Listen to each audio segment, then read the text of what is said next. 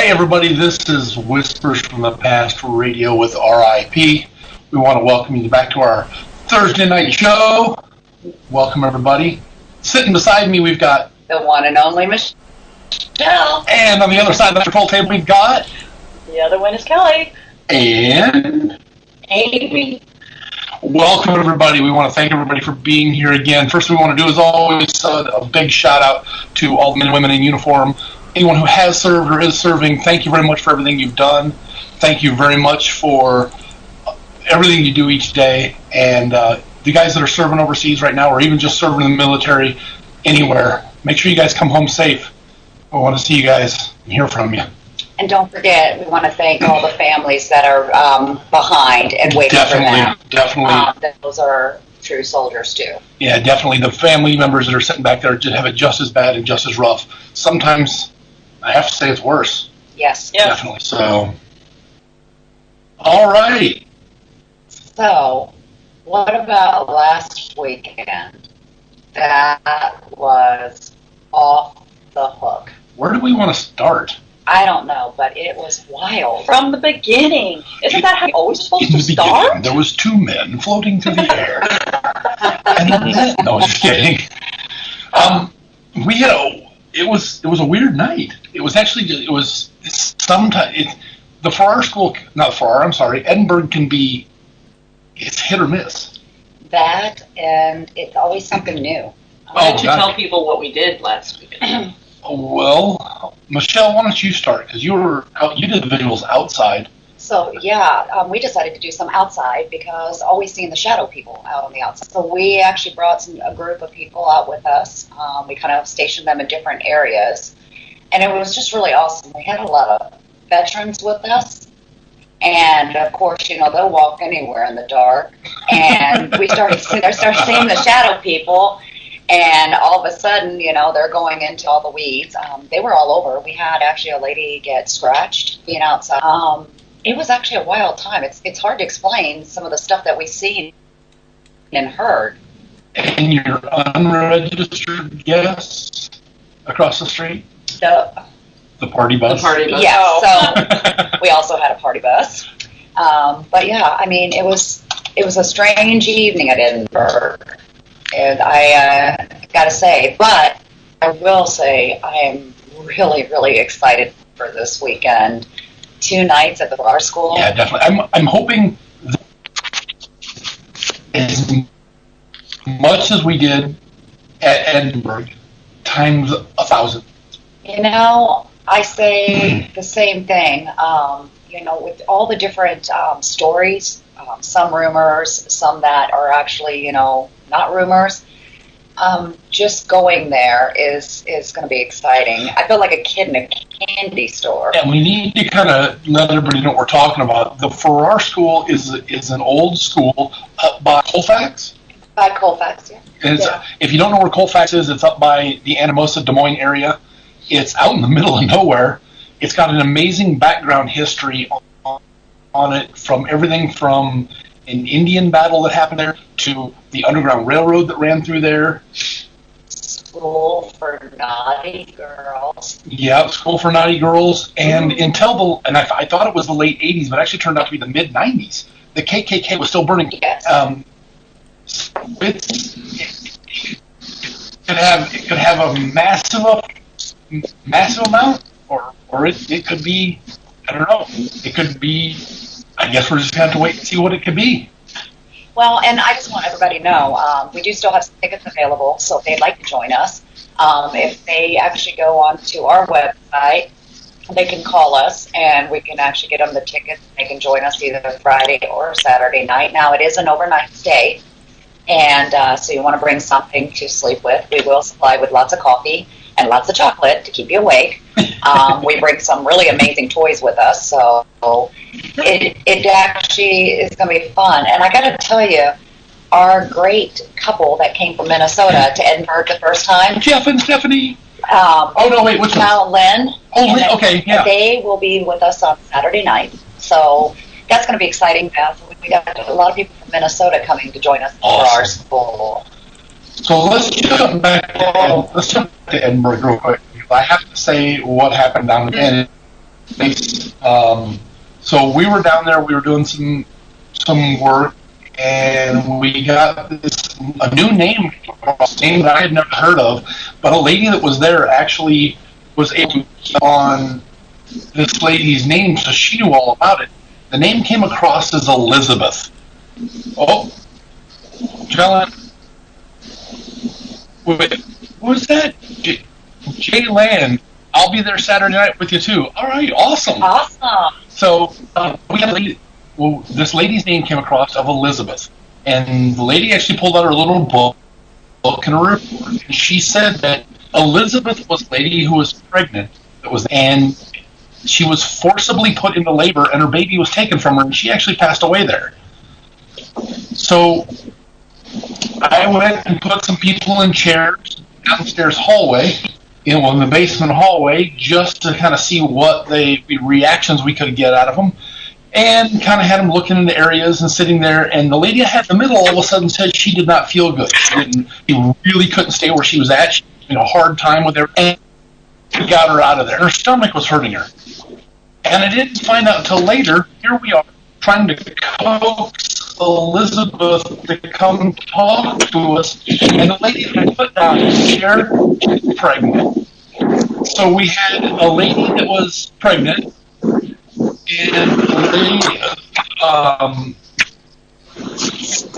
we had some background noises. Just he's moving around a little bit back.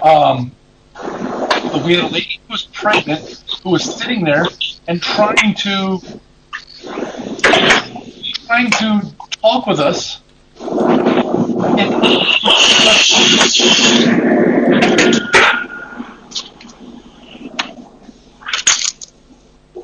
So it got a little weird at times. It got a lot weird, is what it did.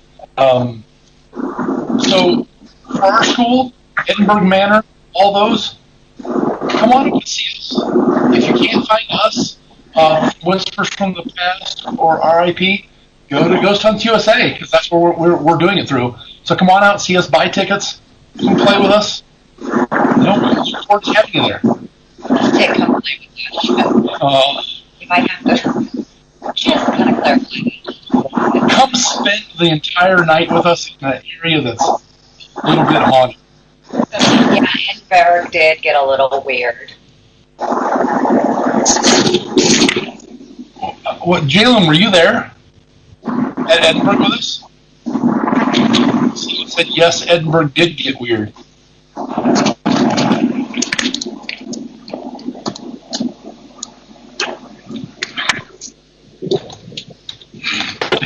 That's a dead sound.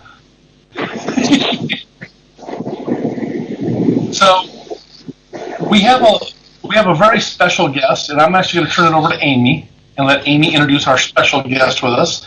We'll go ahead and bring him in, and we'll kind of talk with him for a while.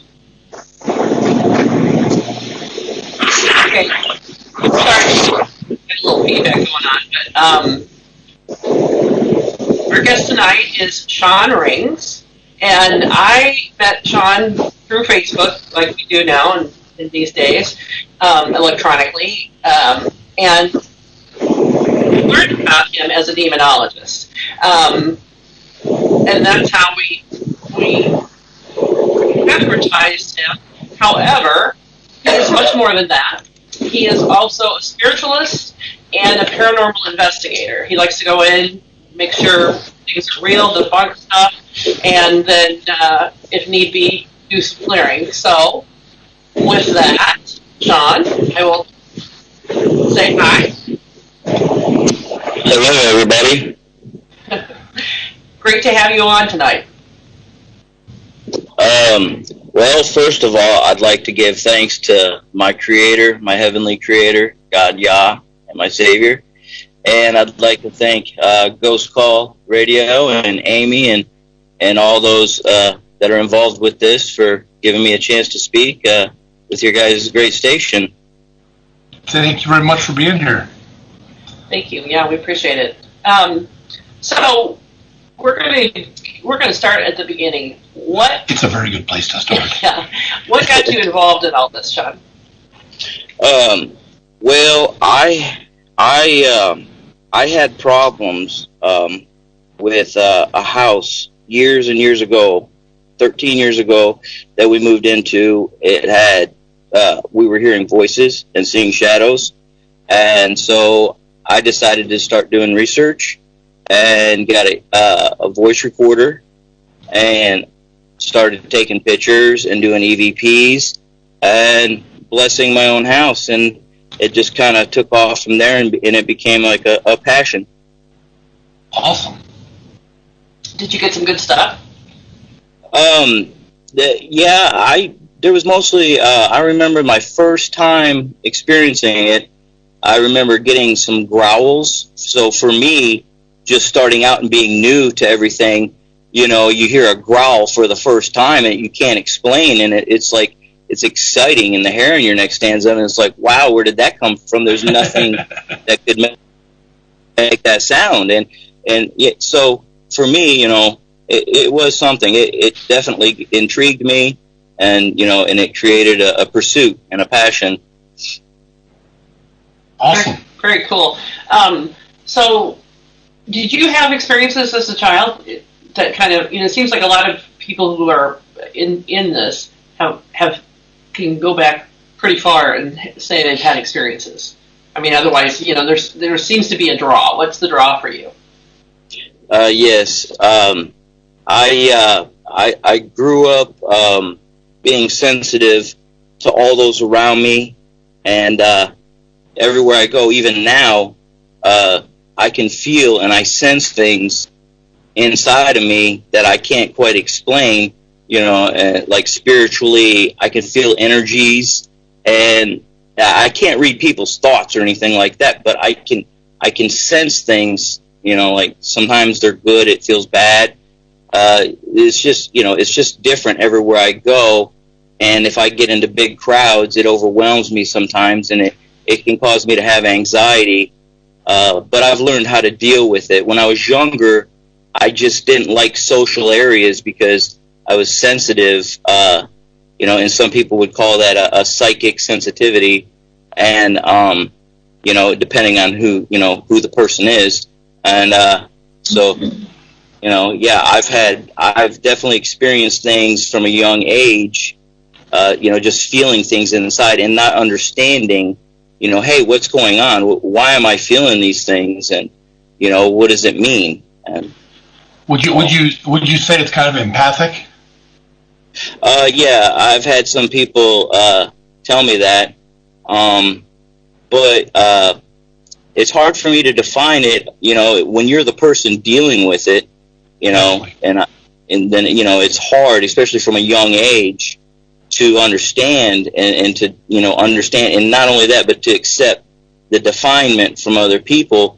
You know, because for the individual, each individual has their own individual experience and feelings and environment and the way they grow up, and, you know, and the people they grow up around, you know, all of their influences, I think, you know, affect and come into play with each person as an individual.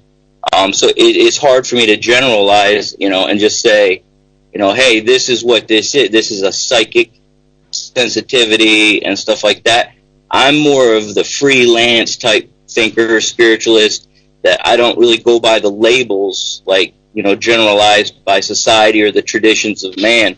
I've just kind of developed my own way of thinking, and, you know, in talking about things and explaining them, and, you know, because everybody's experience is different. You know, everybody has a different spiritual level. And well, we all come from different directions.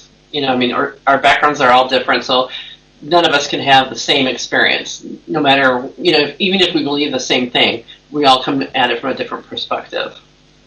Yes, and I really try really hard. It's difficult at times because there's so many different opinions and so many different trains of thoughts and you know, and generalized labels of definement, that the spiritual realm, especially the paranormal, that have just kind of been accepted, and that's what it is.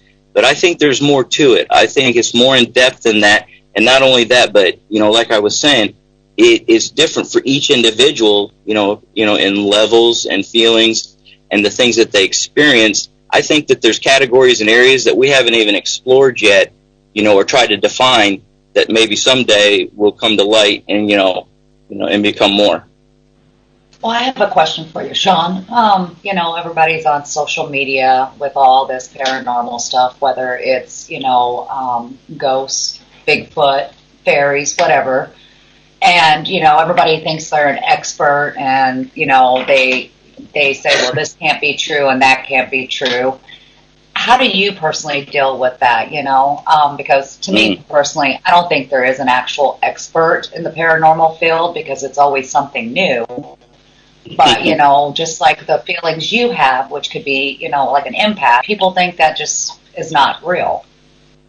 Mm-hmm. Well, you just dive right in there and open the biggest can of worms possible. That's what we do. And that's awesome. That's a great question. I guess I'm trying to think of where to start with that because there's a lot of different explanations, a lot of different ways to approach that. I think it boils down to there is a whole other realm and it exists where we're at, but it exists in a spiritual based type of a material as opposed to our dust, flesh type material that we're so commonly used to and influenced by. And, and so I think that there's something more and it's more complex, that's going on that we don't even have an idea and haven't even barely started to touch the tip of the iceberg per se as the Titanic's trying to go down. And, and that's kind of where we're at. I could tell you my theories on, the basic overall, but, and I agree with you because, if you're not debunking everything or if you're not trying to tear it apart, you constantly hear, and I see it more on social media, well, where's your integrity? Well, I'm thinking, you can have integrity if you're still looking, because if everybody was an expert or knew the answers to the paranormal field, especially the spiritual realm, then we wouldn't have nothing to talk about because then everybody would know everything. And, it's kind of one of those, it goes back and forth. And I know for myself, sometimes I look at that stuff on social media and I just kind of shake my head like these people, everybody thinks because they have a recorder and they have a video camera, they're all professionals. There's a lot of people, though, that say, I'm an expert, I'm a professional. Now, I'm not saying that, I don't think any of us are saying that you're not a professional in what you do. It's just that it's so hard to call yourself a professional or an expert ghost hunter or paranormal investigator when it is so new and so much can't be explained that you maybe we're not saying that people aren't professional in what they do and you don't act professional and your group is professional, because I saw a lot of this the other night on Facebook. There was a big argument going on people calling, I'm a professional expert ghost hunter. Well, wait a minute.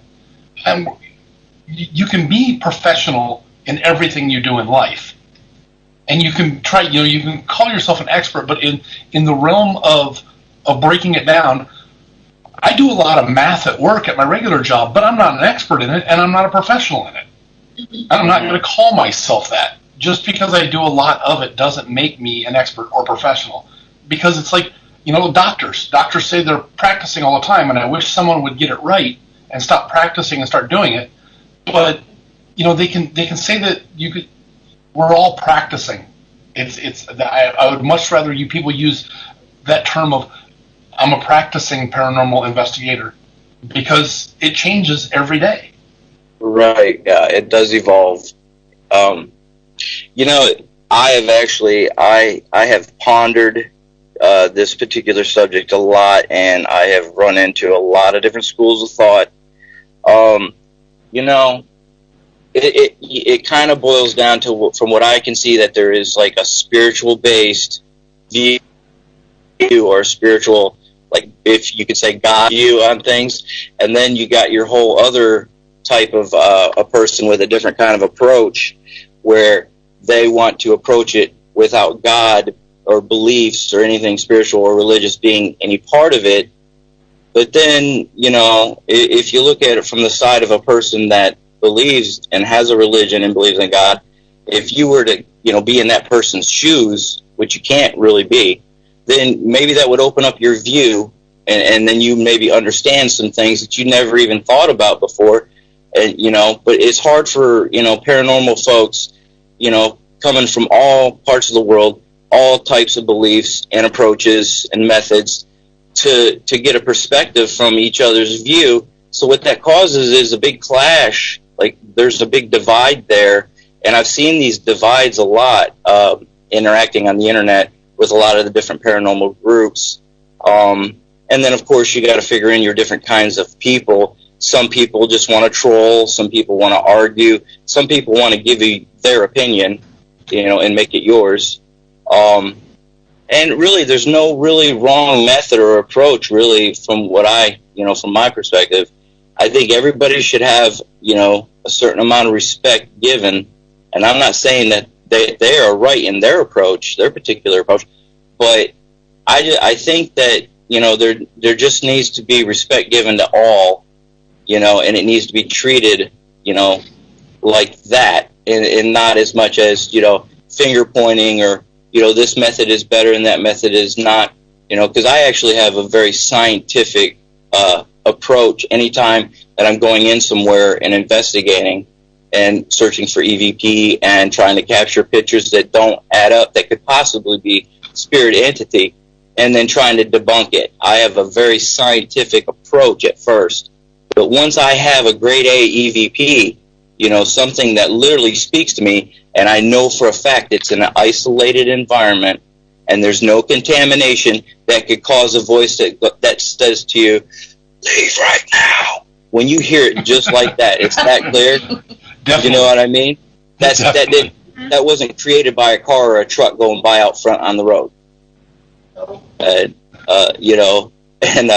So, when someone has a grade A EVP and it's clear as a bell like that, that's what it is, and there's folks, there's skeptics that, sit, from their perspective and sit from where they're at, and they want to, direct traffic, and, you know what I mean? And that's the types that I mostly I can't really agree with, because I think it falls in the lines of like trolling and just kind of like, I'm the expert. I've been doing this for 15 years and I've done 1,200 investigations, and you know what I mean? So I know what your opinion is, and it shouldn't be looked at or approached like that. Everybody's opinion and everybody's ideas need to be absorbed like a sponge, and then it needs to be put together in one big melting pot and one big collaboration, and then people can get things from each other and learn from each other instead of bickering and arguing, and this is what it needs to be, Sean, do you feel, you say you get a lot of feeling from people, that kind of empathic, knowing how they feel and kind of getting overwhelmed in a crowd. Do you feel spirit?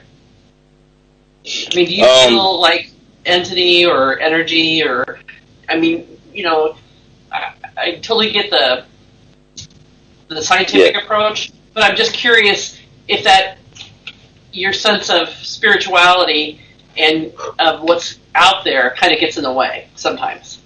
It does, and I sometimes I'll get headaches, and I'll get ill. I've gotten ill and actually upchucked before, and for no reason, and tried to blame it on the sushi, but when I get gassy.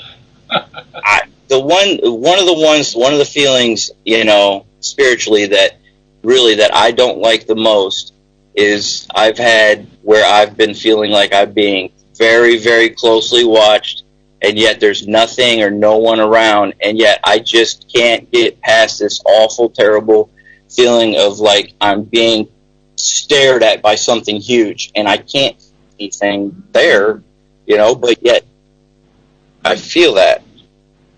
Right. Well, and one of the things that we encounter, because, we do work, you said doo-doo. I said doo-doo, yeah. Deuce. Yeah, they're mature. we do work with groups and explore places that are kind of known to have activity, but we also do private homes. And one of the things that's kind of hard with private homes is that, you want to catch things. You want to get evidence and show that there's something going on. But mostly, those people want whatever's going on just to go away. And so, what is your feeling about that? Do you try to help people? Say you don't catch actual evidence, but you have a feeling something is really going on. Do you kind of feel compelled to help them, clear house? Yes, that's one of my main focuses. I've mainly focused on research on spiritual cleansing according to the Bible and reading scriptures because, words are very powerful. We're putting out a bunch of words right now, but it's hard to see words materialize in the physical nature, that's just the thing. I could tell somebody that words are powerful, but until they see the results of words when I use them over a spiritual, an anomaly or over something that is causing upheaval in a family's home, how can I prove that? You know what I mean? Like, it's tough to prove until there's results where the person doesn't see shadows as much or for a little while, or doesn't experience some sort of awful feeling or their car keys disappearing every time they set them down somewhere. But I think more than anything, though, I think we can all pretty much agree that these types of things do happen and they can't really be explained. And,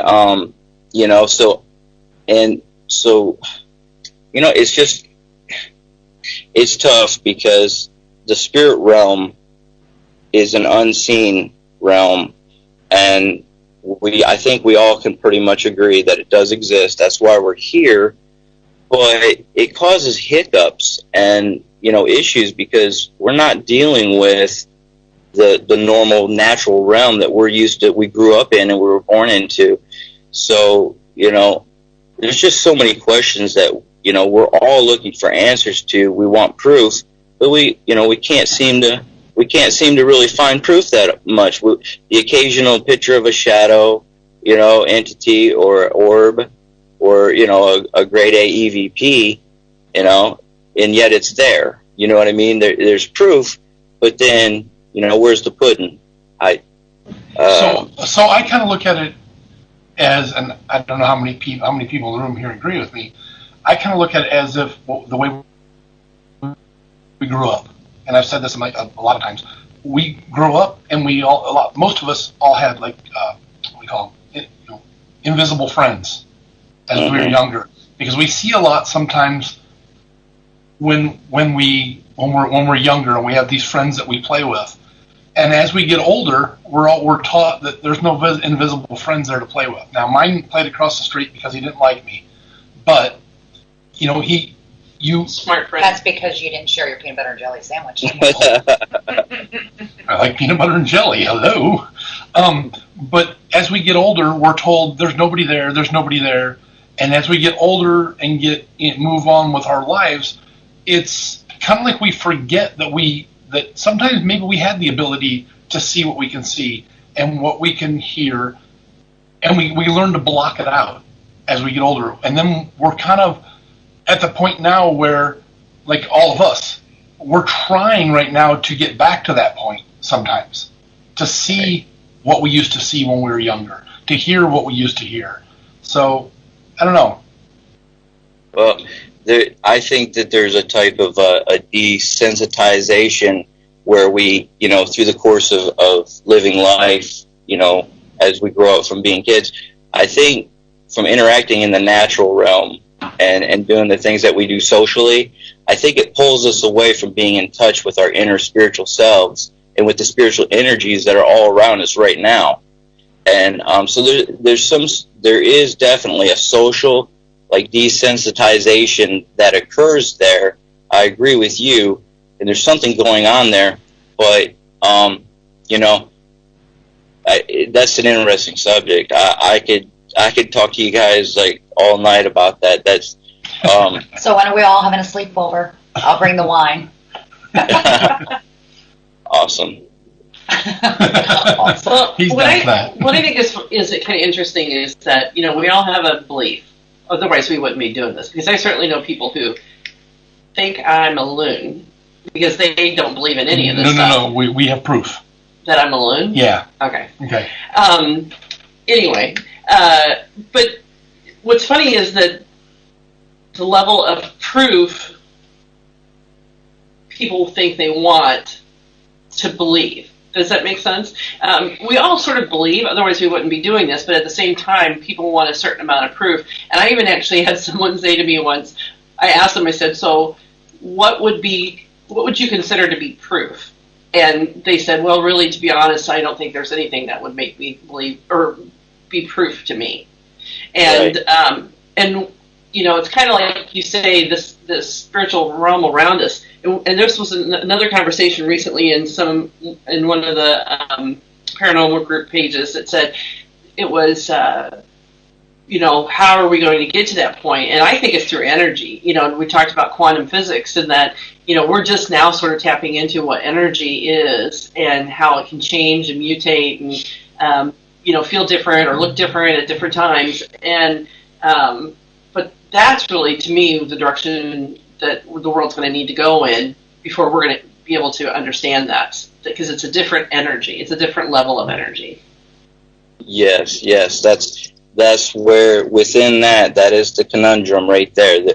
There is that dividing area between the spirit unseen realm and the physical realm, the natural realm, and that plays havoc with folks that are right at the forefront, at the front lines, trying their hardest to follow the evidence, to debunk it. And that's another important point, that I might be a spiritualist, but every time there's a little noise or something, I don't point and say, oh, there's a ghost. You know what I mean? I'm not one of those. And, and some folks, they want that little bit of fantasy. They're not, you know what I mean? They're interested and they love the paranormal. They could even be passionate about it and even do investigations. But there's just so many different kinds of folks out there that, take it seriously, but, they have their own perspective as far as religion, belief, approach, scientific method, which I think is very important. And one thing also I want to bring up is you have to isolate. I think what we need to do is we need to isolate the environment more. That's what I've been working with that recently. I've been using extremely isolated areas, and I've been making sure there's no contamination as far as light, noise, and not only that, but I've been using exact camera positioning of the same camera positioning from the time before, so that it's exact, and I recreate everything scientifically like a method. I'm creating a method because, like you said, I mean, what is proof to, one person may not be proof to the next, and how do we establish that line of solidity that, that we can all look at as a mark, and you can't deny it, and then that becomes, almost like a paranormal law. And we're not going to probably be able to do that until we become more scientific and develop more of a isolated, method, like what I've been trying to do. And what happens, because pareidolia, okay, if you have a background that has no kind of texture, no curtains, no window glare, you know what I mean? It doesn't have any kind of contamination that could create a pareidolic effect, then, I mean, how can you look at something that was captured, on a flat white wall with no possible pareidolic contamination and say that a face that comes out with a nose and a set of eyes, a forehead, a neck, a chin, cheekbones, you know what I mean? When you get enough definition there, I think that there's a line that starts to get crossed where it becomes undeniable. But I've had other people, look at evidence like that and say, oh, it's nothing, it's pareidolia or it's glare. Well, we had one person throw a comment on here and that says, I'm hearing the use of the term proof a lot in paranormal communities. And that's why I think some people get caught up in conversations, and it's easier to disprove than it is prove. You agree with that? Yes, and I think that does. But you know what? We need to be skeptic. There needs to be a stringency. It needs to be stringent because I wouldn't want. I don't know about you guys or anybody else, but I wouldn't want to believe in something that didn't quite add up, and it may or may not be concrete. To find out down the road that it wasn't. You know what I mean? I would feel deceived. I don't want to be deceived, but there's more people that are probably worried about being wrong or not having evidence than they are worried about being deceived themselves as investigators or, down the road. And that's the same thing with like orbs. I mean, that's the greatest debate all over, whether you're in a group or on social media, orbs. Because when taken with certain cameras and stuff like that, can it be dust? Can it be raindrops? Can it be anything like that? What are your thoughts? I mean, because the orb is one of those that, is really hard to say, is it real energy coming through? Or, is it something that might have been on the camera? But I know looking on social media for sure, that is like the biggest debate. And it gets really heated with those. I have started to turn away from Orb Appreciation Month, and very good. Bravo. Awesome.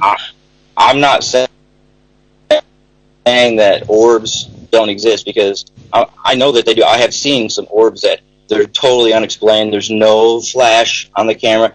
There's no window glare. There's no there's no background pareidolia that could cause the coloring, and that's another thing that I've been really, really working hard on is I'm using a lot of picture modding, and I think that's very important, and I don't know why I don't see more picture modding, because when you mod a picture with color filters, you're eliminating pareidolia, not fully.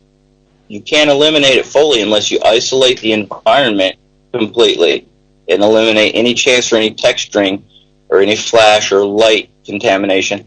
So, and that's something, that's a whole other subject, because I have started to mod pictures, and I have discovered things that you couldn't see there, at first, but when you eliminate certain things, you start to see colors come out. And so my question is what is the explanation for these different colorations of light that they're not there, but when you run it through a filter and you start to modify the hue and the light and when you in the contrast, it starts to bring something out that wasn't there before. And then when it starts to take shape, like some of the things I've seen recently, like a perfect face, I think it starts to kind of become more undeniable. It starts to tip, towards evidence and actual, like we were saying, proof. The 80 proof whiskey, it's going to do its job. And so we're all searching for that, everybody's, and also everybody's kind of looking for the golden chalice too, Yeah. The holy grail of proof, yeah. And we just had another comment that says, I think it's interesting that it was brought up that people are more afraid of being wrong. That's what's happened a lot in scientific history. Many times scientists who thought to be so far off the mark, and they ended up being correct, because society has said things are one way, and anything contrary to what society says immediately has been deemed as wrong. And that's definitely in the paranormal field too. We go out there and we bring stuff in, and we look at it and we see it. But, and I'm not saying, everybody's allowed to their own opinion and their own way of thinking. But when they come out and they go, well, just because you saw it, that makes it wrong because there's too many other people out there that say, what you're doing is wrong, so I'm going to go with them. Well, I would kind of have people, open your own mind and open your own eyes, or close your eyes, because sometimes closing your eyes, you're going to hear and feel more. Open up a little bit and allow things to come through, and allow yourself to maybe experience something on your own. Mm-hmm. Well, and let me ask you this question, because, there's a lot of us out there, like you said, you have the feelings and stuff like that, like almost like an empath, and I actually have some things that I can do or see, but then you don't get it on video. And, people are like, oh, you're just because you're getting a goosebump, or because you're getting that, it's anxiety. How do you deal with that? Well, I do a lot of prayer, and I'm really heavy in protective practice. And so people would probably think that I was doing some sort of a weird ritual or something if they watched me do my practice. But, when a person believes strongly enough that something is going to do something for them inside, like an inner spiritual belief or feeling, if you believe it enough, who's to say or to challenge it and say that that's not, it doesn't have substance, or it's not actually working to control, the spiritual realm around you, or the spiritual effects of a situation on you. So, I'm really big on prayer. I speak in tongues. I know there's a lot of people that are going to, rail on that one, because they're going to, they think it's gibberish. So that, I just take really, really strong hold over every situation that I'm in, and that I go by my feelings from inside. If I feel really strong negativity, I amp up, and I'll start getting out my olive oil. I like to use olive oil, and I'll start drawing crosses up with olive oil, and people would think, did you not get enough finger painting done when you were in pre-K?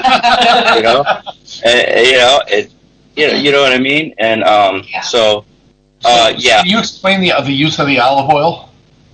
Yes. Well, of course, olive traces, back thousands of years back to the Bible, and olives they hold a type of a they hold a type of a spiritual significance, in that the branch of the vine, and that we are branches of one vine, and it has a very, I wouldn't say magical, but if a person believes that getting out the Crisco is going to take care of things, then maybe it does for that person, that individual, as long as it's controlling the spiritual effects on that person for the given situation.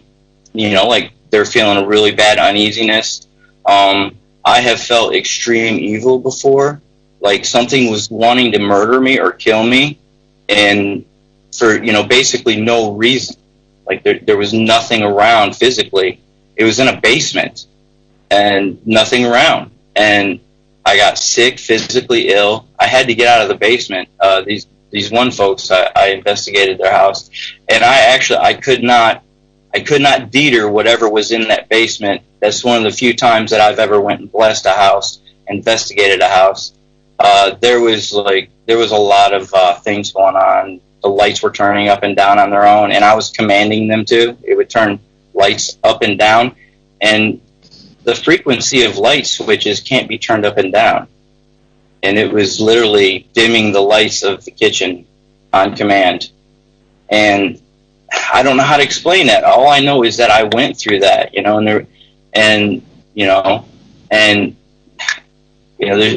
it's just, it's all about approach and belief, and that's just the way that.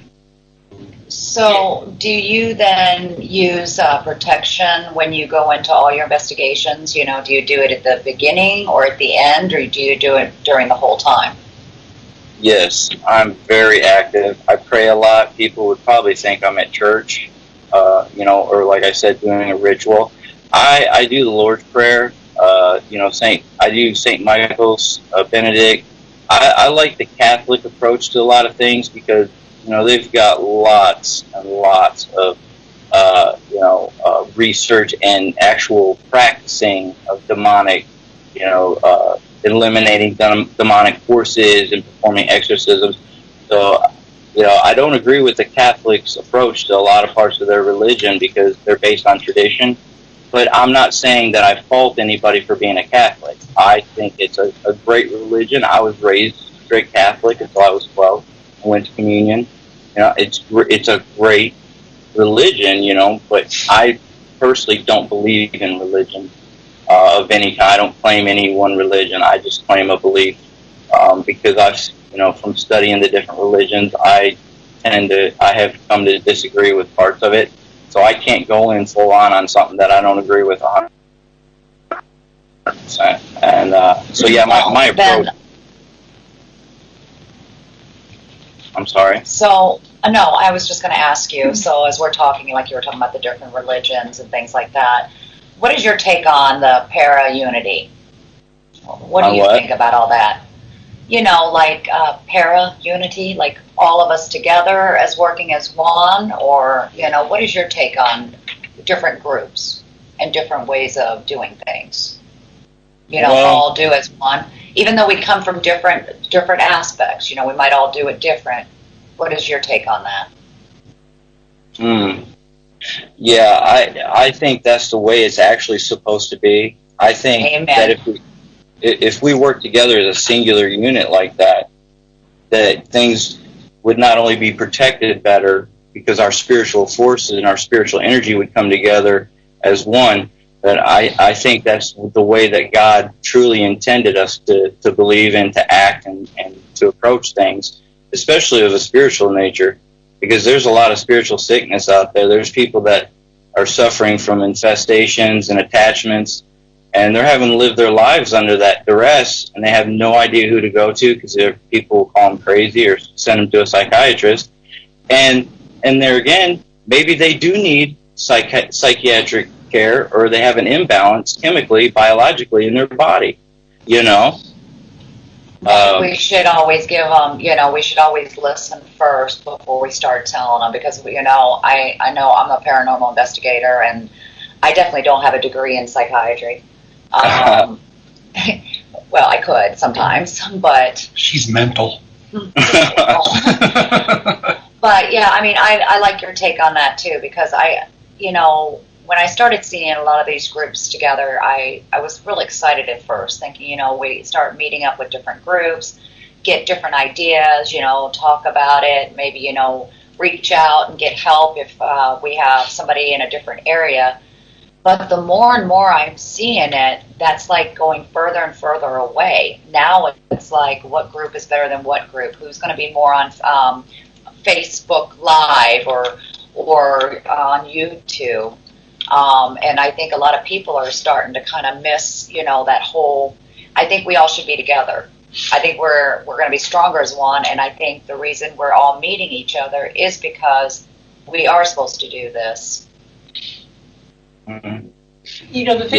The thing for me, though, is that what I think sometimes I know there's a scientific approach. I know you want to try to get evidence and debunk things that might not really be there. But then there's also what I think is, we're talking about is intuition.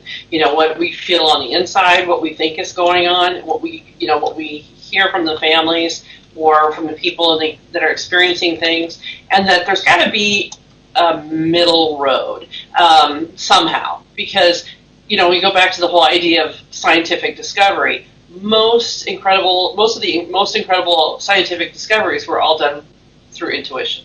When someone would say, you know what, let me try this, just out of the blue, and then it turns out, like, someone said on earlier, made a comment, is that, everybody thought they were wrong until they were proven to be correct.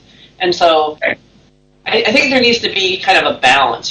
Just because you have a spiritual approach does not necessarily make you woo-woo and not legitimate. You know what I mean? Right. But there are some groups out there also that say if you don't have a spiritual approach to the whole thing, then you're crazy. So it's wait, come on. Yeah. There's got to be, open up. There's a middle ground here that we we all need to find. And I think if we all find the middle ground, then things will be better for everyone. So we have a question for you, Sean. Somebody would like to know, what is your favorite piece of equipment? Take ghost hunt with. Well, right now, my Godlight would have to be my favorite piece of equipment. But I really think that just good old EVP, if you can capture a clear, precise, grade A EVP, a response, or, and its clarity is like perfect, to me, that is dead on. That tells me right there is definitely something unseen here that is speaking, and it's doing it, at a level that I can hear it with my human ear. And it takes the spirits a lot to have to manipulate, because they don't have vocal cords, not like we do. They can't vibrate their vocal cords, but yet they're talking. I've heard so many EVPs so clear out of nowhere with no explanation, in a voice perfectly spoken. And so it's undeniable. And so for me, I'd have to say voice recorder, EVP, that's my go-to. That's the best, I think, really, for me. But, everybody's different. Everybody has their own approaches and equipment. And we're getting close to the hour, but when we, after the hour, we're going to want to talk about the Godlight. If that's, I think we've got time, we don't have enough time to go into it right now, but we definitely need to come back to that, because, you're developing your own piece of equipment that's really very cool. She's told my question. Oh, sorry. I read your mind, Bill. So what is you said your favorite piece of equipment, and I think a lot of us agree that you're born with the best equipment, your eyes, your ears, and your feeling. What is your least favorite piece of equipment to use? The least?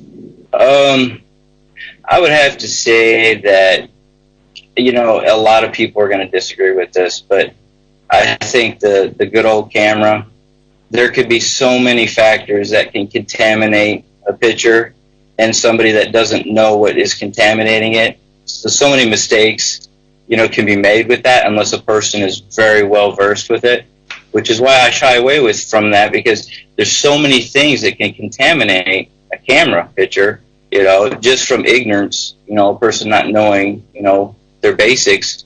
It's pretty basic, the things that can contaminate a paranormal picture. But, there's a lot of folks and a lot of people that aren't aware of it. They don't do the research, they don't study it, and they don't look into it. And, from what I've seen and what I've experienced, there's a lot that can contaminate that. But there's a lot of people that swear by their good old camera. What about and this just because I've heard some people talking about it. Remember the old-fashioned Polaroid cameras? You take one shot, it prints it out right there. Have you ever tried those? Have you ever tried those? No, I've never tried that in a paranormal situation, but that's actually kind of interesting. That would be neat to play around with, and maybe you get some neat results that you never know, And have you ever used, when you're doing recording, have you ever used like an old-fashioned tape recorder, or do you always use digital? No, I've always used digital, just your basic digital recorder, nothing special, and then, there's people that swear by you got to go high-end, and you got to go so much this and so much that, otherwise you're not going to get the right results. But, I think if there's a voice there, just your basic, voice recorder is going to capture it. And so, yeah, everybody goes into, you got to have the certain megapixel and certain brand name and certain this and that. I don't get that far into the technology. And, but then again, though, you can't rely on your inner spirit senses either. At least I can't. I can't speak for everybody else, but there are times that spirit entities will mask themselves. And trust me, they've been around for thousands and thousands, possibly even millions of years. They're really good at guarding themselves and masking their presence. And you're going to feel something. If they want you to feel something, you're going to feel it. And especially if you're sensitive. And even if you're not, I think that's where it crosses over into where people that aren't very psychically sensitive, they get sick to their stomach or get headaches. And I think that's kind of a telltale sign of a person feeling negative entity effects. that's not in touch with their spirit side or their inner spirit, and so they don't feel things. They're not gifted with that spirit sense. So therefore, they're not going to experience it like a sensitive would. They're going to experience it other ways, and I think that's what's going on there with that. Agree.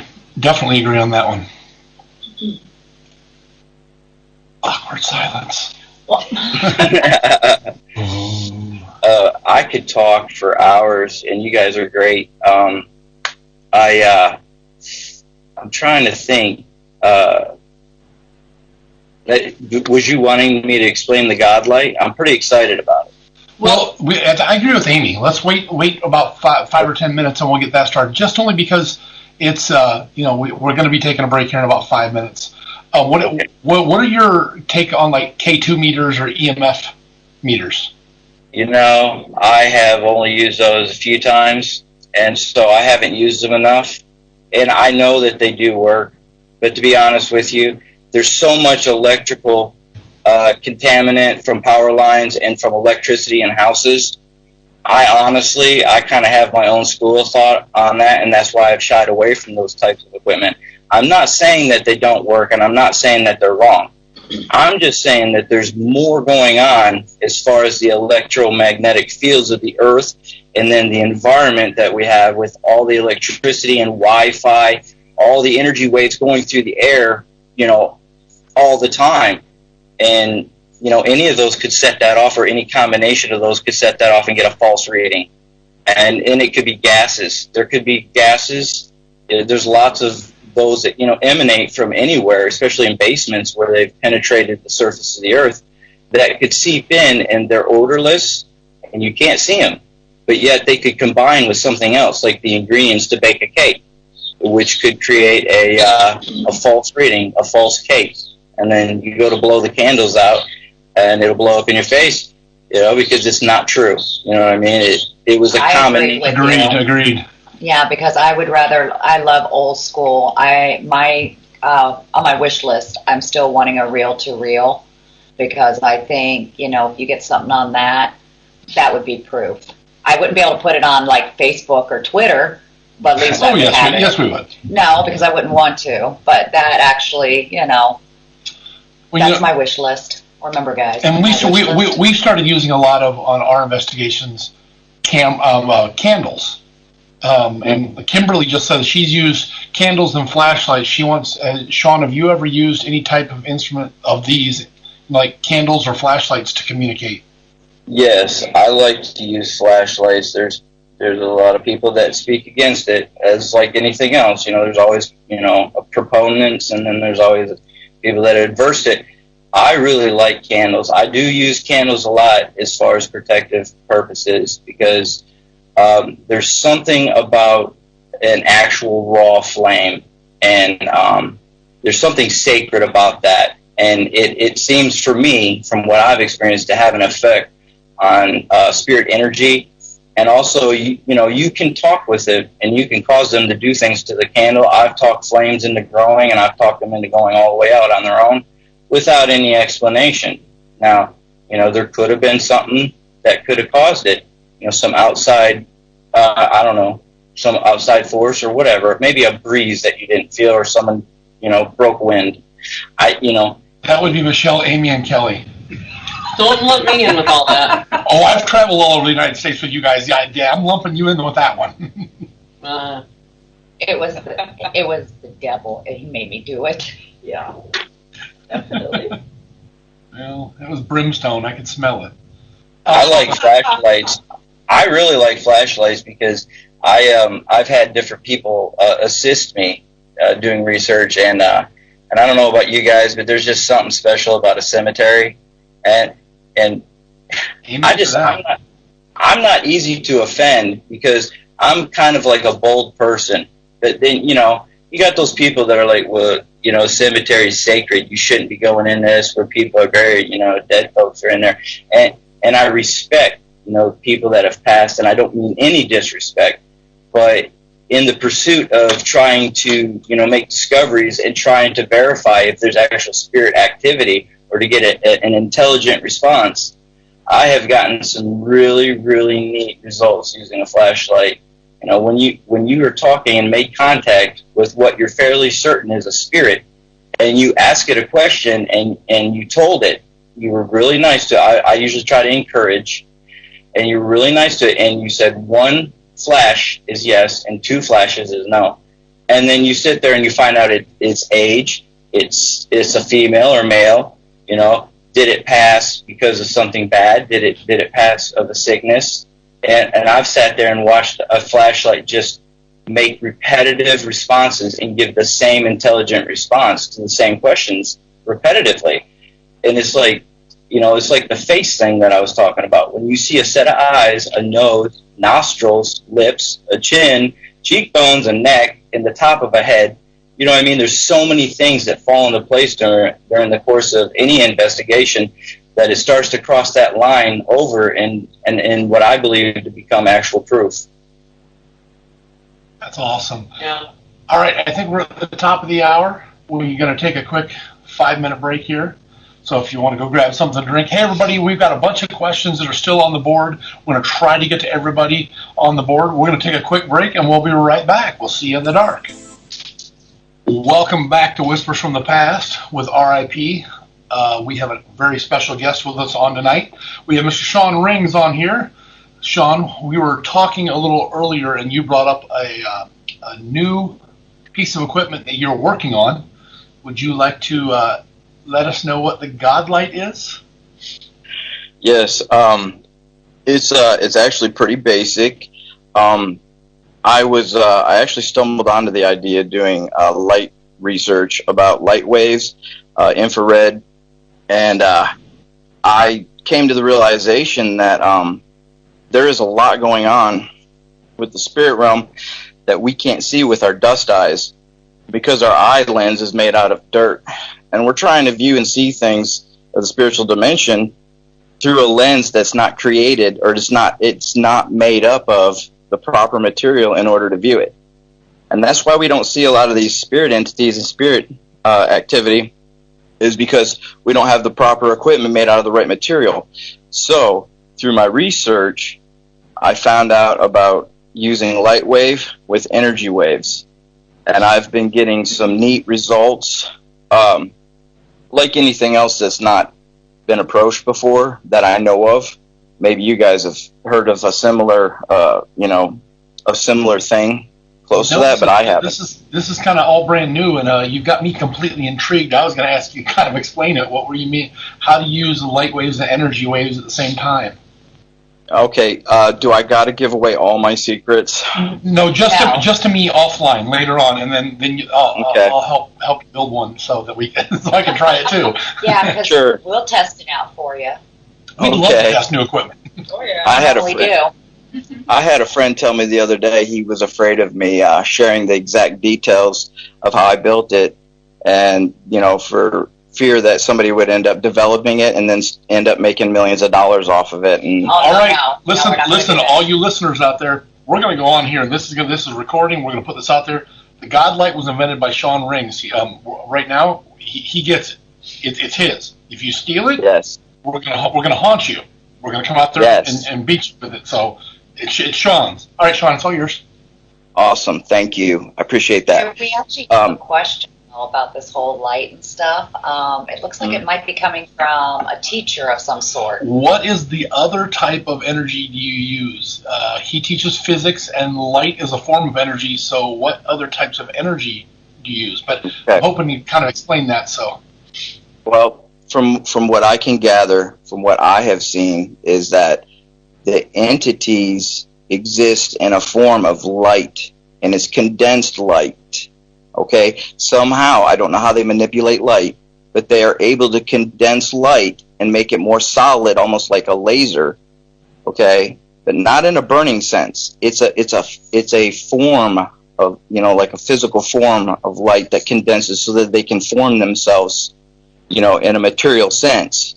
Okay, and they also consist of a type of electricity, and much like our hearts are beating, I don't know what causes that electrical spark in everybody's chest to make that heart jump and beat, but they consist of a type of an electrical energy with light energy. So if you want to detect or see it and reveal it, then you have to combine different things until you discover or get results that are showing like true form, perfect faces, and bodies, arms, hands. I don't just mean a mist with possibly two eyeballs. I have been seeing and I have been capturing actual full forms and faces that have all the details, and also there's something going on with the color, the red and the green, and I'm still learning, but I have combined a basic UHF antenna energy signal, and I have it attached to the back of my godlight, so it emits an energy field, and at the same time it's putting out the light waves, and it's giving me some results that I've never seen before. There's definitely something there. It's an anomaly, and it's producing faces. It's showing and revealing faces and types of body forms, and I'm really excited. I have some work to do because I have to get this out to the world, because I want others to realize and see some of the things that I'm seeing.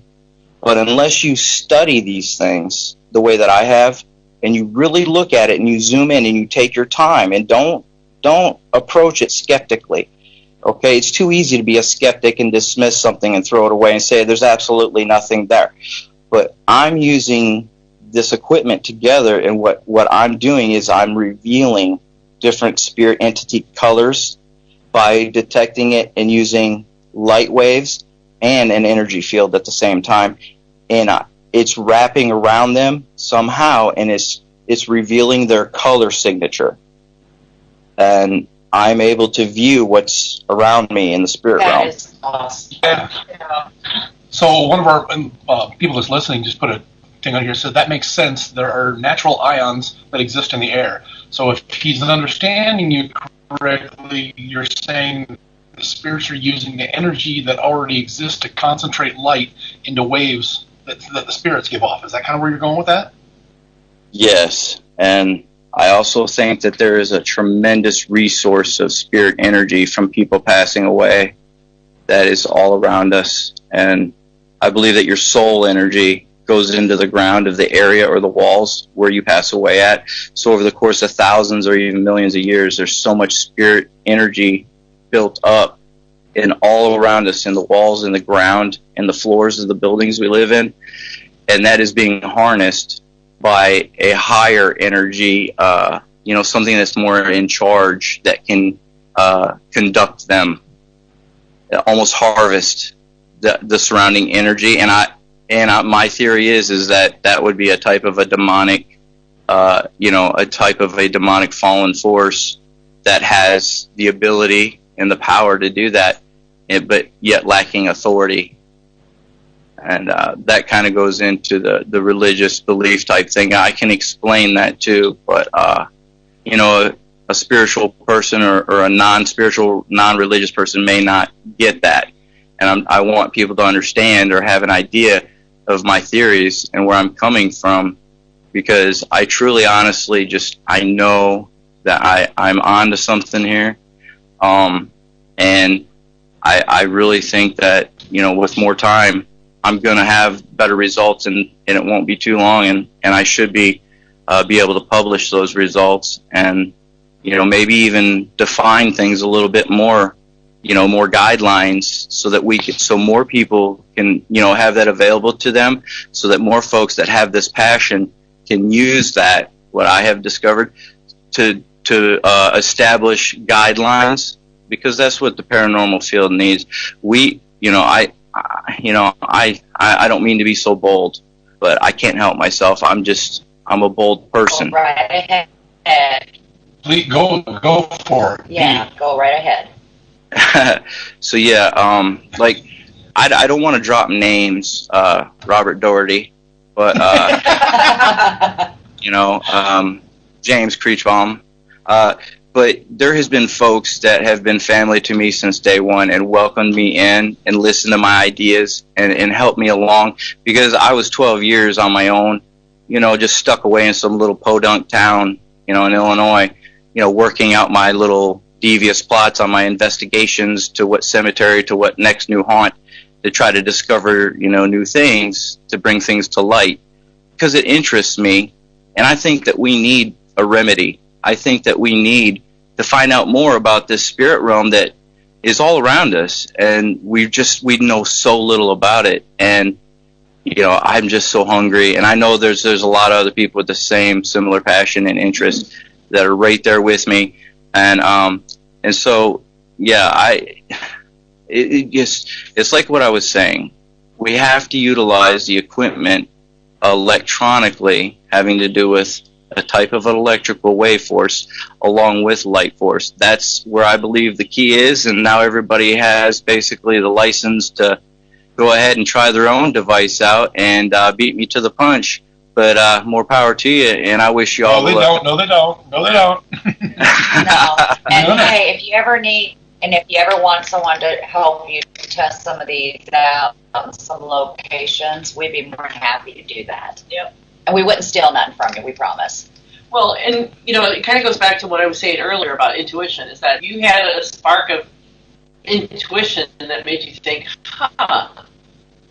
I need to figure this out. I want to explore this more. And you looked into it, and you're researching it, and you're testing it. And so, it's to me, it's a combination of science and spirit in a way. Yeah. And I like the way that you put that. We'll go with that. I mean, 'cause for me, intuition is it's people could think of it as a physical thing, where I think of it as a spiritual thing. Yes. I think if you put intuition, like you're saying, together with wisdom and knowledge, and then you unleash experimenting and experimentation, there's only possibilities. It could go. There's no bounds. There's no limit.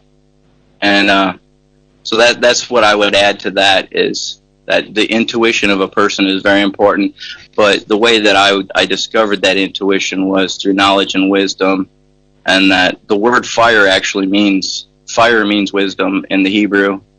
And and if you told another person that, well, in all actuality, the word fire means wisdom, well, that person would be like, well, go ahead and feel this flame from this lighter and tell me if that's wisdom.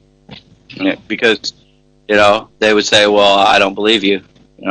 How can the word fire mean wisdom? But the fire of God is actually his knowledge and wisdom. But you wouldn't find that out unless you look that up in the lexicon. So. Yeah, well, think about this. When people say that it's a spark of knowledge, how does a flame start? With a spark. So, I can see that. It's you spark your curiosity, or you spark your intuition into looking into something and trying it. I mean, like you said, you had done research and you'd looked into it, but something made you go the next step further. Right. Yeah. I took. Have you ever? Go ahead. Oh, I'm sorry. I was just going to say, in answering that, I actually, thinking about it, I took cues from some videos that I discovered while doing research, because one of my passions is just doing mass research late at night, never-ending research, hour on top of hour. I'm one of those types. And I discovered a video from 2015 on the use of IR and UV light. And if anybody wants to discover and kind of follow the path that I do, just look up from when UV and IR started coming to surface in the paranormal field. I noticed there was a lot of talk and a lot of discoveries in the use of IR and UV light, in 2015. Now, of course, it existed before that and was being experimented with, but the things that I was seeing from those videos is what triggered me with that thought. And then I thought, well, hey, let's throw in some electromagnetic energy field behind along with the light waves, and let's see what happens. And so, yeah, that's kind of what triggered it and led to that. So when you and this is just, I'm kind of going off one of the comments one of our guests just had. So do you use it like like an open area? Do you use it in a closed area? How do you like to use it? Okay, I'm really excited to take it out into an open area because I haven't done that yet. But one of the things that makes the God Light so exciting for me is that I put it, every time I use it in the exact same spot, and it's in a very controlled environment as far as light and any kind of other contaminants that, could mess with or alter my pictures.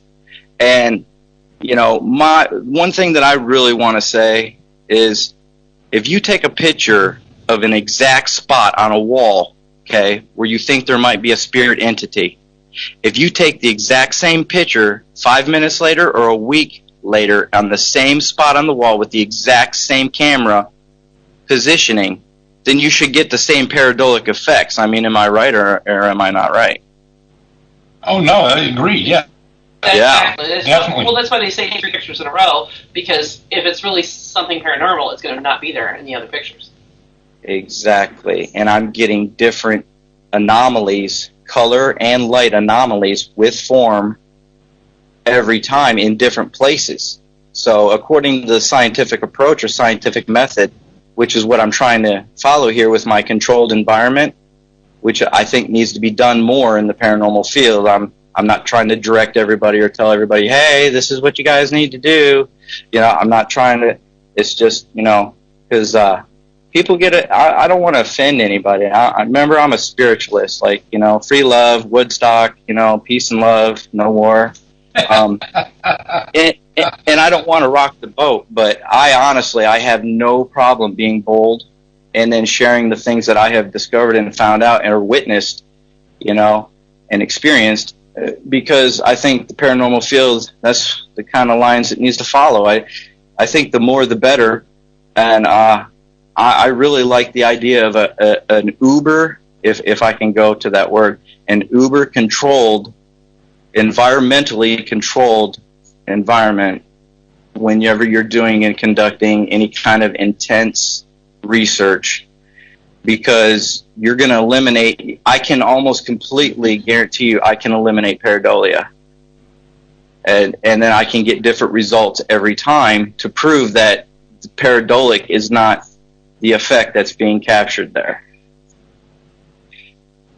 Because I don't know how many times. Have you ever thought about, for doing your testing, just see how it works, have you ever thought about testing and using a form of a Faraday cage to stop any outside interference?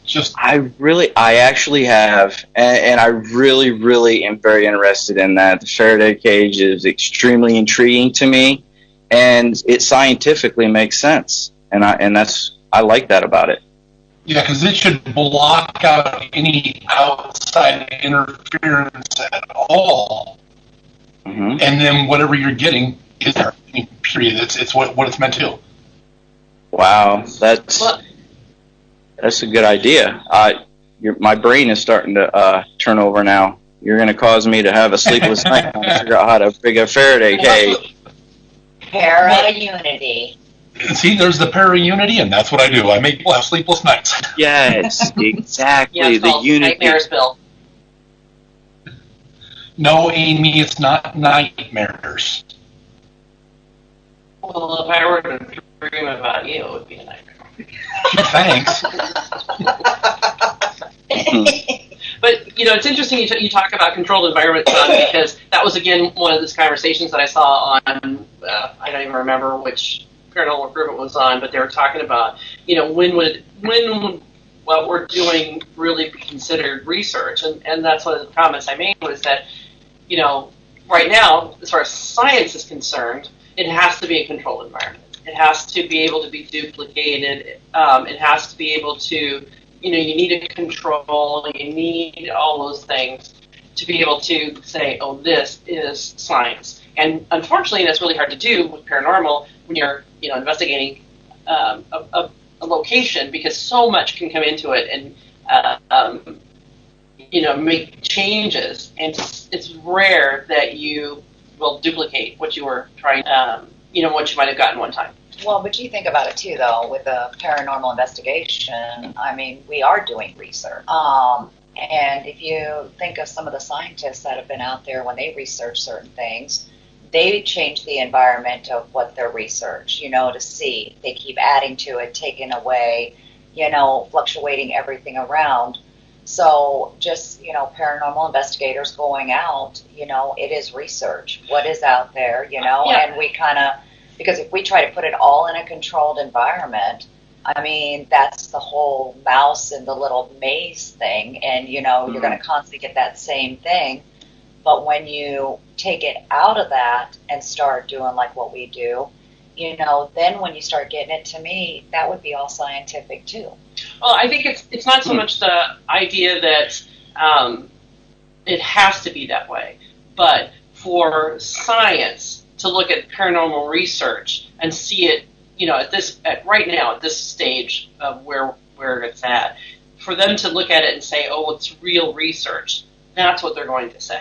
They're going to say, oh, you have to have a controlled environment, all these different things. I'm not saying that, but that's sort of what the viewpoint is of what real research is. And so I think, it's this kind of thing, you might have to go in a different direction to find the things that you need to find. Yeah, I think I totally agree with you there. I think we are all needing and searching for definement, and until we start to do that, we're always going to kind of be hanging up in the air on a lot of things as far as proof, as far as evidence, and different methods and approach, and what really works and what doesn't work, and also that made me think of something else. There was somebody talking and discussing about a haunted location a while back, and I got to thinking about it. And one of the theories that I uncovered through some research one night in my laboratory of my head is, let me ask you this. Does a haunting occur in a place, or does a haunting follow or occur from the spiritual attachment or the spiritual energy of the person that's at the location? Wow. You just opened that big old can of worms up, didn't you? Awesome. See, here's my theory. We go to a lot of places where everybody says, oh, it's the house, it's the house, it's the house. But I kind of look as it to say, it's not just the house. The house has only been around for 50, 60, 70, 80 years, but the land has been around for a long time. You have to kind of take, when you're doing an investigation, you've got to take everything into consideration. People go to these prisons and like, we'll go to Missouri State Penitentiary, or we'll go to the Farrar School, or we'll go up to Edinburgh Manor, or some of the other places, and they'll start asking questions. And I keep telling them, as in the time frame of not just the person that the time of the building that was there, but start thinking even further back. What went on here on the property itself? Is if there's something that's stuck with the property, then yes. You're going to get that. But if you're also talking to somebody, we get a lot of people that come in and go, that will ask some of the mediums that we have, is my grandmother here with me? Well, I don't know. Start asking. So that's a big, huge question. Yeah, how do you feel? I want your explanation. How you feel on it. Well, I'm starting to actually change my school of thought as far as the haunted location. We got to go here, we got to go there next. I think that we are all spiritual beings. That's undeniable.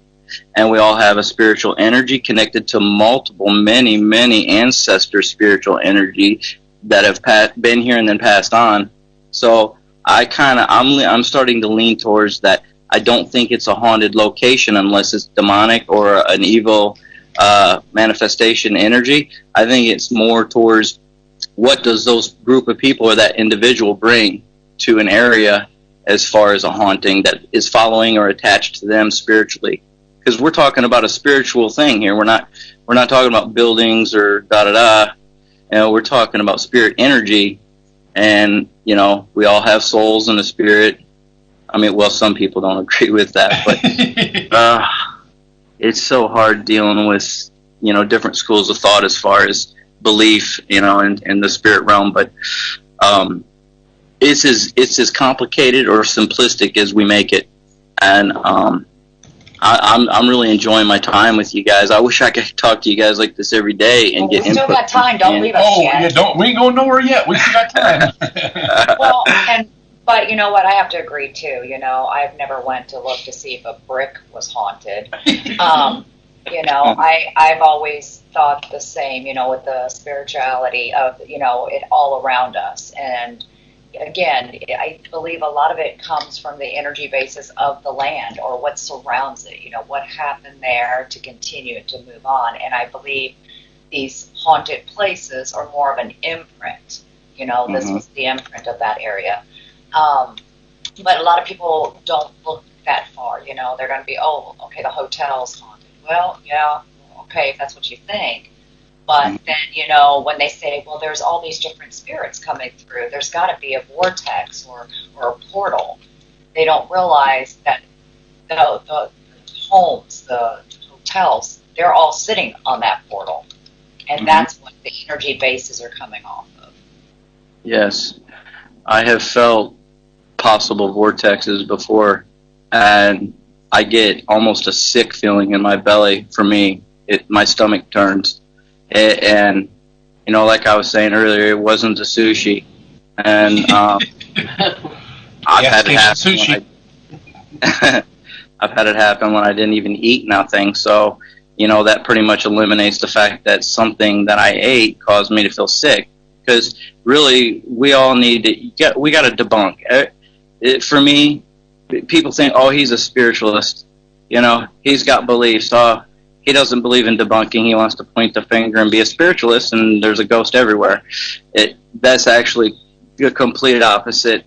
Whenever I've ever done any investigation, I've always sought to debunk.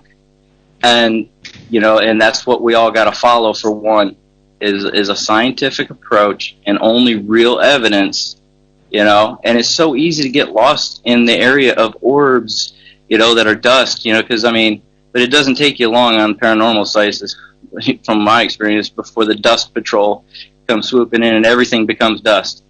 But, you know, most things are dust. And I just started researching orbs a lot last year. I mean, just intensively.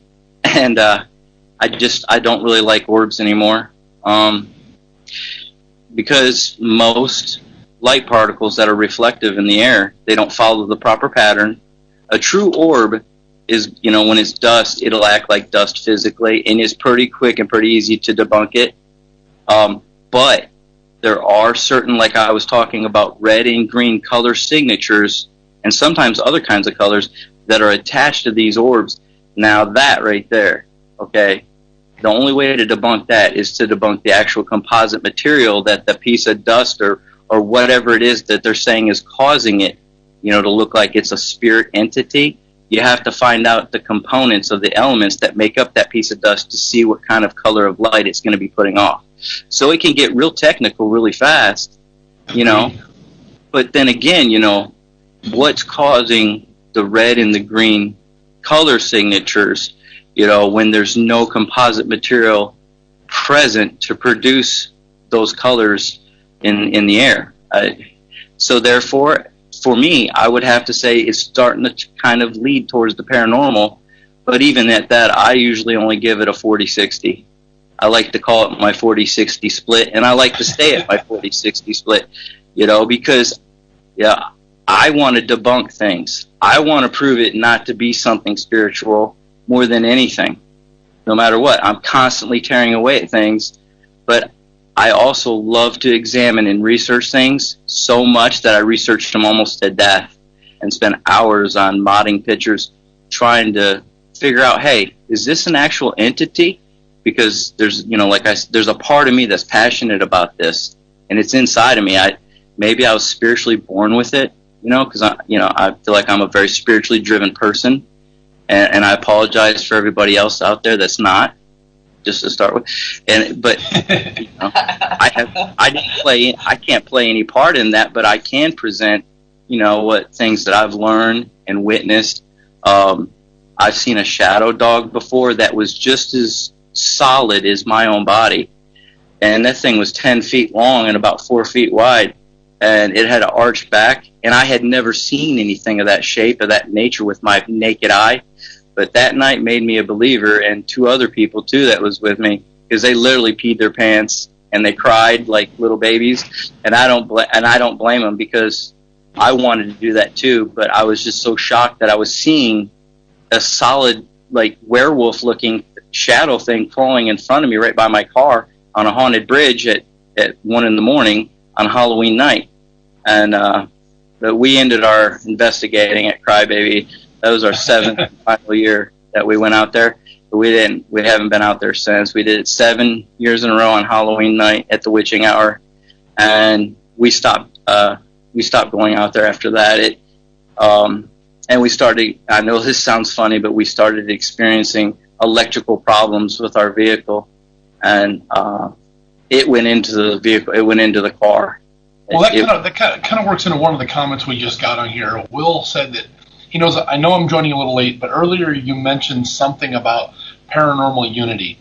I honestly think that this is a great thing, but I think that whenever you get individuals off by themselves, they're very intelligent, but when you get groups of people together, they become ignorant.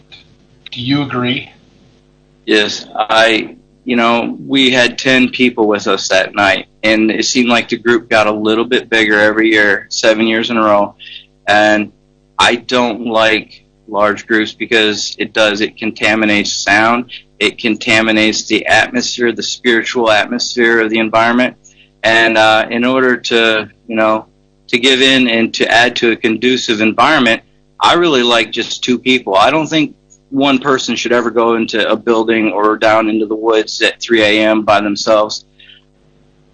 I think 2 people, maybe 3, and everybody has to be grouped together and have a community, like a communication set up. And you don't have to be Navy SEALs with hand signals and M4s, but hey, that's what I do, hand signals. She only knows one hand signal, though. And it involves one finger. The universal signal. The universal signal. But you know what? You talked about the this entity you saw on the bridge, and so I'm going to bring it back to kind of how we promoted the show about demonology and sort of your beliefs and your where you stand on some of that stuff. Yeah.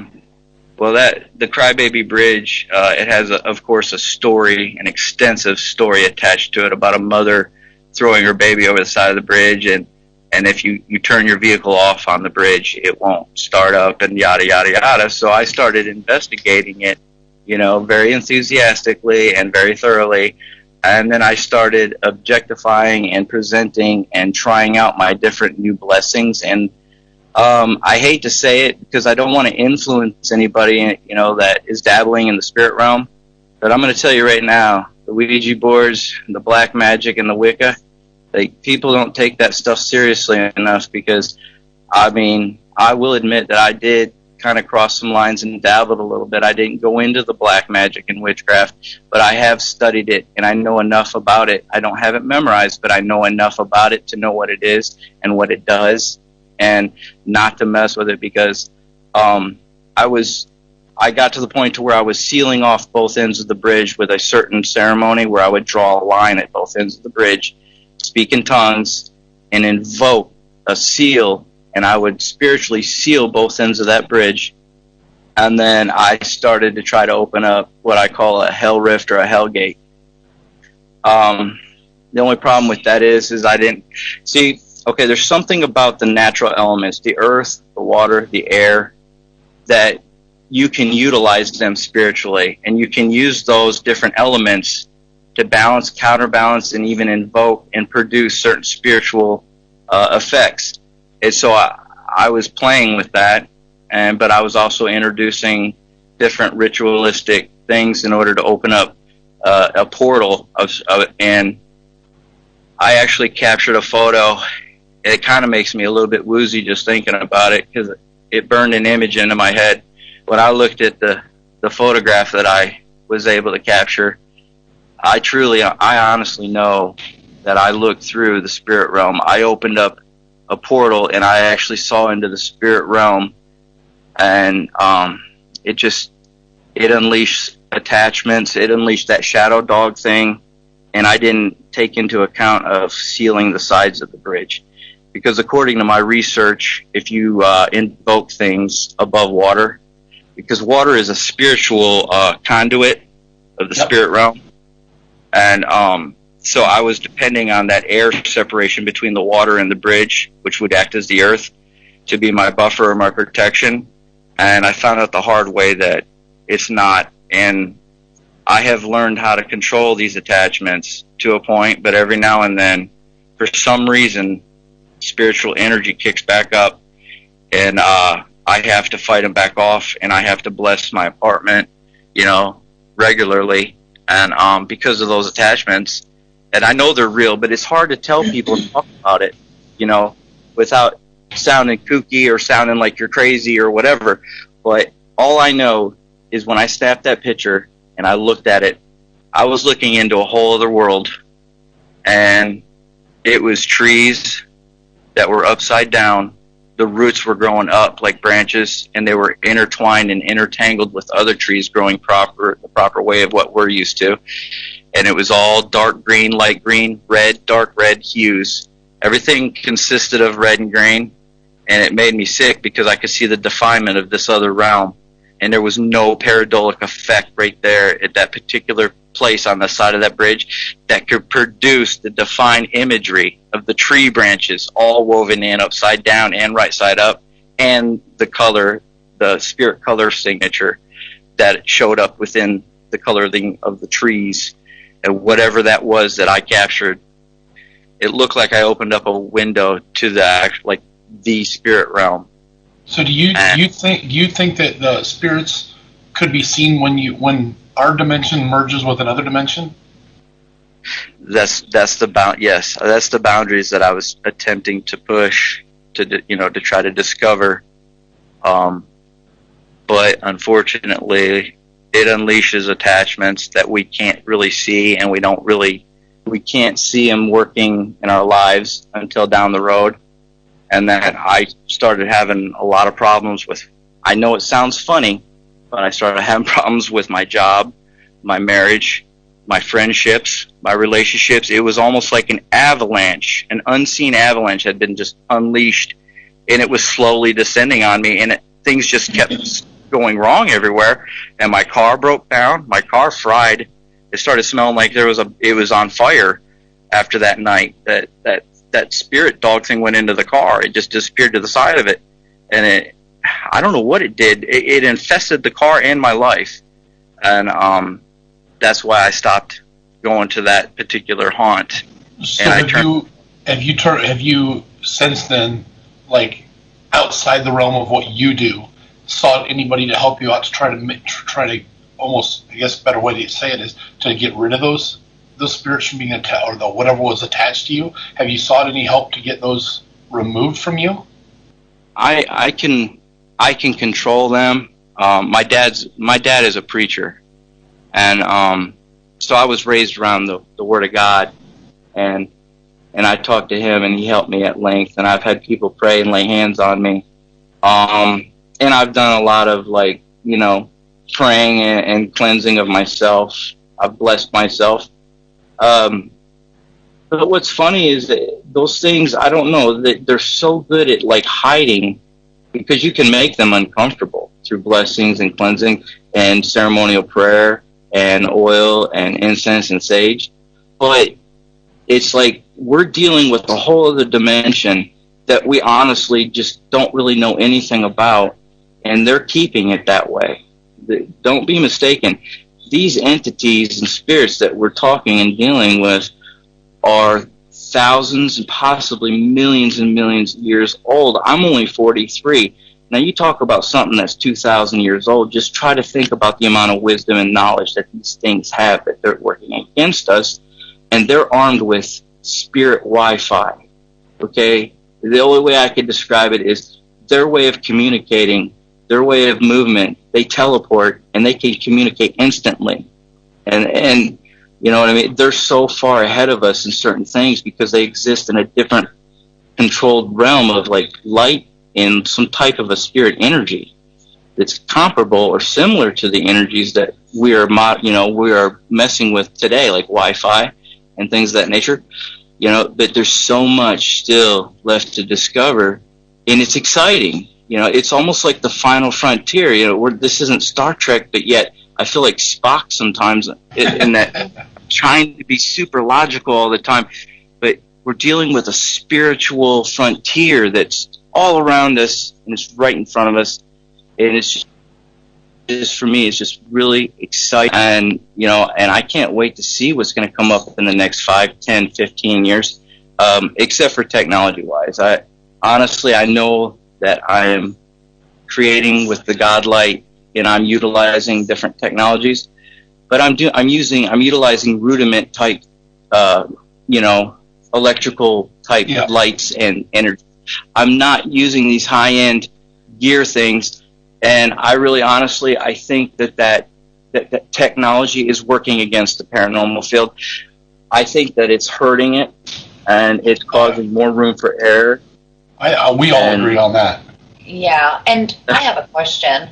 Do you believe that what you are seeing, this dog, do you believe that it could be considered one of, like everybody, we would call it hellhound? Yeah. I've done research into that, trying to find out how to get rid of these things and how to control them. And I've done extensive research and read so many articles. I mean, it's unbelievable how much I've hunted that down. There is a lower shadow entity, and I call them, people call them hell dogs.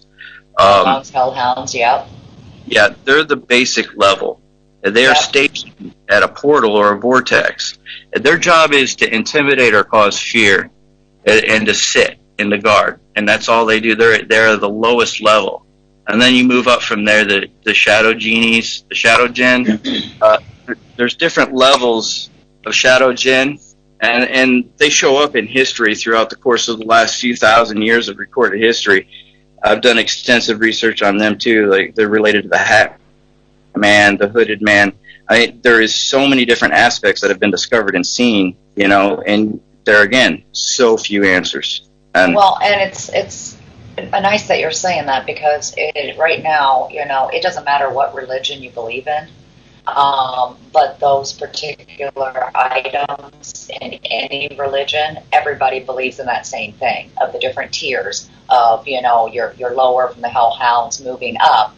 And again, I've spoke with people who have all different types of beliefs, but that is something they all have the common interest with. Mm-hmm. So we have actually a comment on here. You were talking, just a few minutes ago, we were talking about doing, the saging and the cleansing and blessings. One of our listeners said, she believes that it only calms down the entities, and they just lay in wait to attack or trick you again. Do you believe that there's any actually way to get them unattached, or is that kind of the same thing where they lay back in waiting?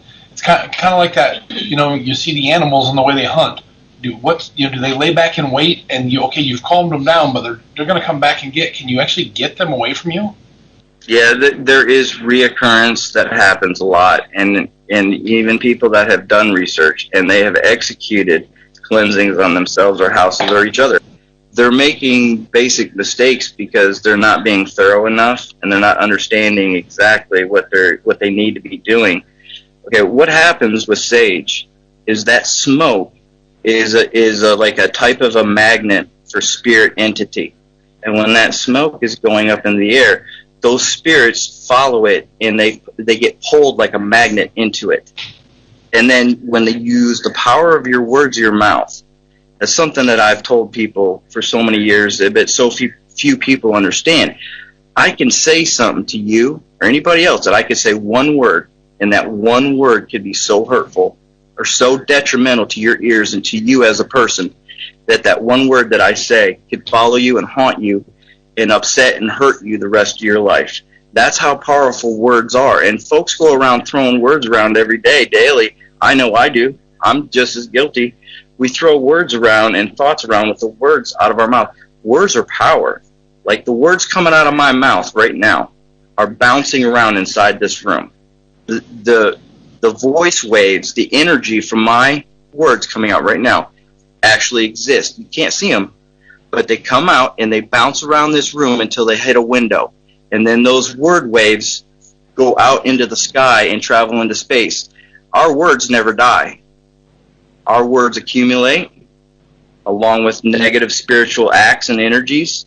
And once a person discovers and understands how powerful their words are from their mouth, and then they truly start to believe it, back it up with research and substance, then that starts to become a weapon. Then it starts to become a shield. And you hook that in with something like sage, which is a spiritual type magnet, like magnetism to the spirit entities. And they attach to that and go out. And yes, there's no time clocks in the spirit dimension. There ain't no demons or spirit entities sitting around looking up at the clock. All they have is time. You know what I mean? They can stay dormant for 1,000 years and not even flinch. Their one true goal is to spiritually either control, inhibit, or kill the human species, because according to the Bible, what the Bible says is that the demon, the fallen, that it talks about that came down here that we deal with. And I'm not trying to tell everybody what to believe and that I know everything. I'm not saying that. But what I'm saying is those entities, all they have is time, and they have a tremendous amount of hate because they think that humankind is disgusting, because they think that we were created in order to be a replacement for them, because angels can't sin. Man can make mistakes and sin and has free will. And the demon hate man for that, because an angel cannot sin. If an angel sins one time, he's no longer angelic, and he falls from the heavenly court. And and that I believe honestly in my heart, I know that that's what we're dealing with. We're dealing with angelic demonic agents that are hard at work trying to attack and control man, because they hate when a person is breathing. The fallen ones. Yeah, that's the spirit realm that I believe that we're investigating and trying to find out more about. And that is the basis, and it's thousands of years old. And I've looked up the meanings of the words, and in the Hebrew and the Greek. And when you start to do that, you realize that there's more going on, and it will open up your mind to the spirit realm. And that's another advantage that I've taken full use of, because the English Bible is almost, dare I say, a lie. I am completely railing against the English mistranslated Bible right now. I am completely obliterating it.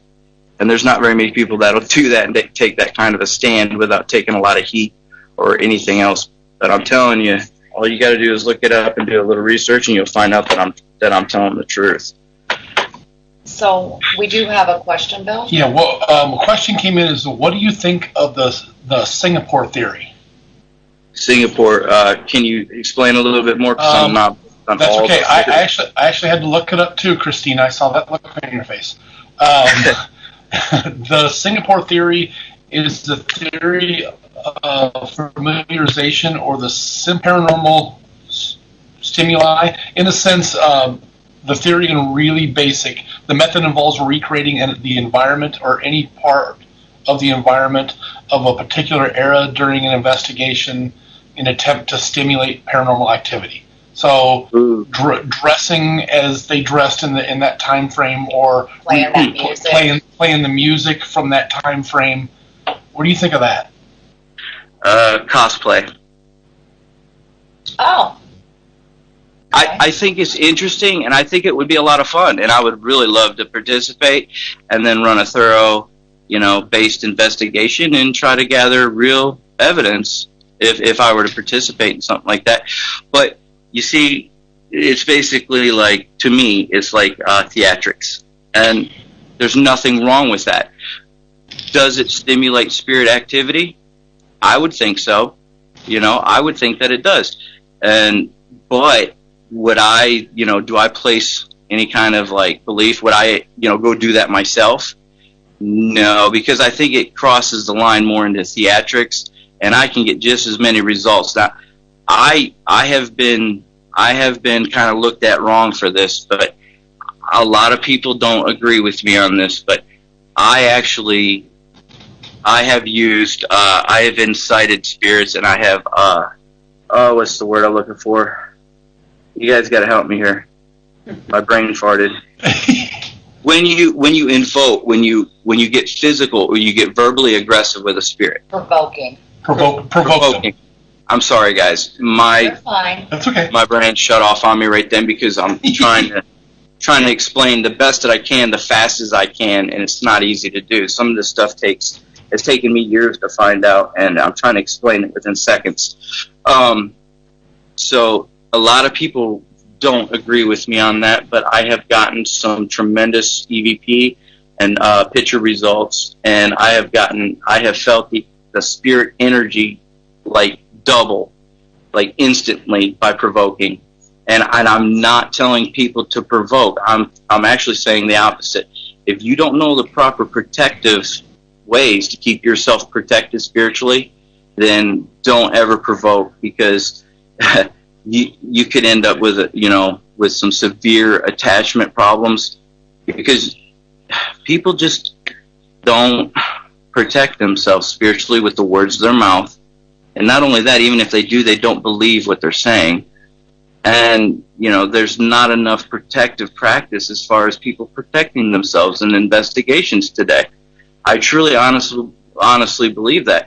And yet there's a lot of spiritual sickness.